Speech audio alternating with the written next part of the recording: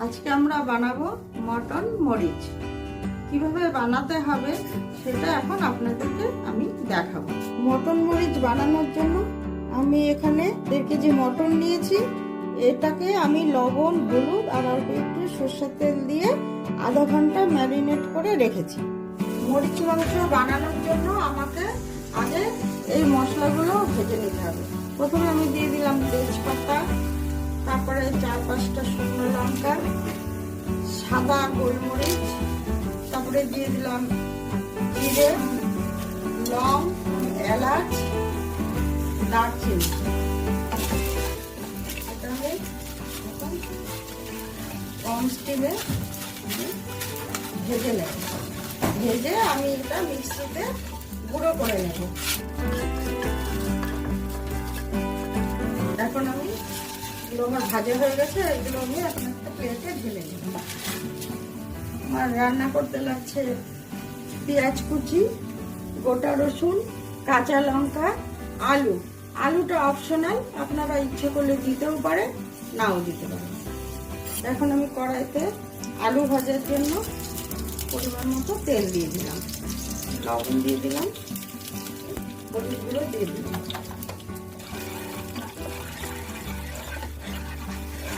আলুগুলো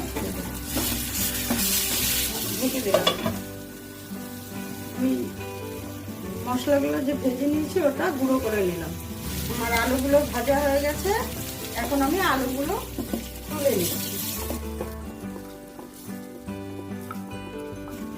এখন কড়াইতে আমি তেল দিয়ে দিচ্ছি। আমি তেজপাতা সম্বার দিয়ে দিলাম, শুকনো লঙ্কা সম্বার দিয়ে দিলাম, জিরা দিয়ে দিলাম, সাজিরা দিলাম, নাড়াচাড়া করে নিই। এখন আমি পেঁয়াজ দিয়ে দিলাম, কাঁচা লঙ্কা দিয়ে দিলাম, রসুনগুলো আমি দিয়ে দিলাম। এখন আমি এটা ভাজতে থাকি।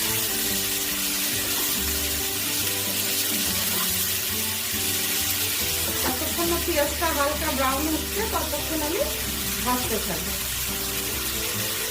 পেঁয়াজটা আমার হালকা ব্রাউন হয়ে গেছে। এখন আমি একে একে এর মধ্যে মশলাগুলো দিয়ে দিব। প্রথমে আমি দিয়ে দিব আদা রসুন বাটা 4-5 চামচ, 3 চামচ পরিমাণ হলুদ, 2 চামচ পরিমাণ জিরার গুঁড়ো,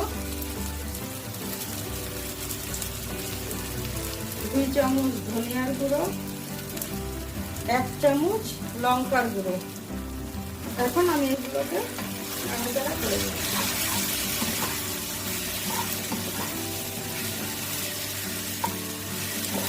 এখন 1/2 কাপ পরিমাণ জল দিয়ে দিচ্ছি মশলাটা ভাজার জন্য। এখন আমি অল্প করে লবণ দিয়ে দিলাম, পরে আপনারা টেস্ট অনুযায়ী লবণ দেবেন। এর মধ্যে এখন আমি আলুগুলো দিয়ে দিলাম, তাহলে আলুগুলো সেদ্ধ হবে না।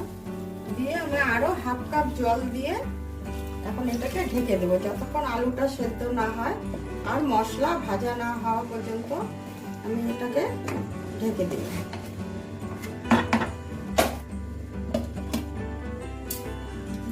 এখন আমরা বাটিটার উপরে একটা ছাঁকনি বসিয়ে নিলাম। মাংসটা ঢেলে জল এবং মাংস দুটোকে আলাদা করে নিলাম।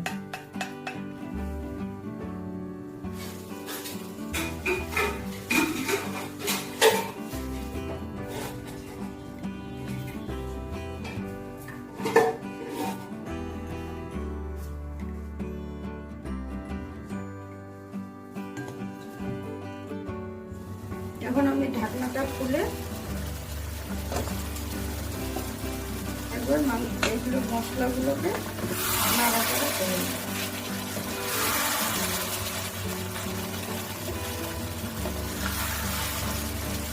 আবার আমি ঢেকে দেব। এখন আমি কড়াইয়ের ঢাকনাটা খুললাম, খুলে একটু নাড়াচাড়া করে নিলাম। এখন এর মধ্যে আমি 2টো টমেটো কেটে রেখেছিলাম, 2টো টমেটো দিয়ে দিলাম।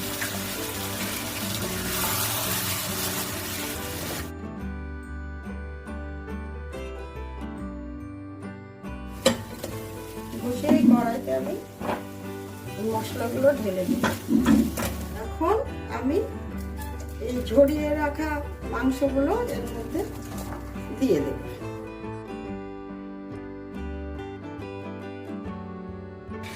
কষাতে থাকবে।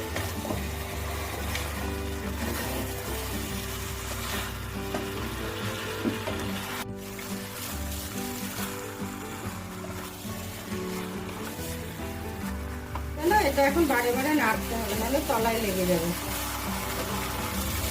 ছেঁকে রাখা মাংসের ঝোল অল্প দিলাম।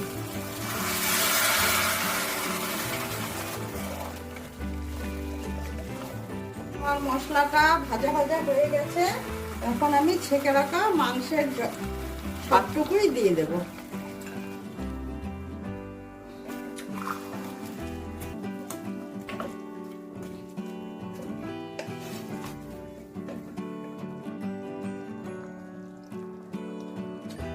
এখন আমি অল্প করে গরম মশলার গুঁড়ো দিয়ে দিলাম, 2 চামচের মতো ঘি দিয়ে দিলাম। ভেজে রাখা মশলা আমি এখন এর মধ্যে ছড়িয়ে দিলাম।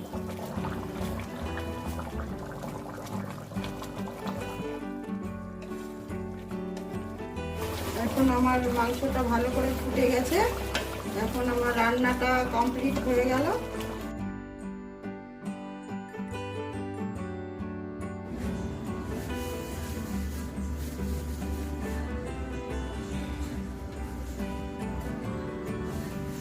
এখন আমাদের মরিচ মাংস রেডি। কিভাবে করলাম আপনাদেরকে তো দেখালাম, আপনারা সেইভাবেই রান্না করবেন।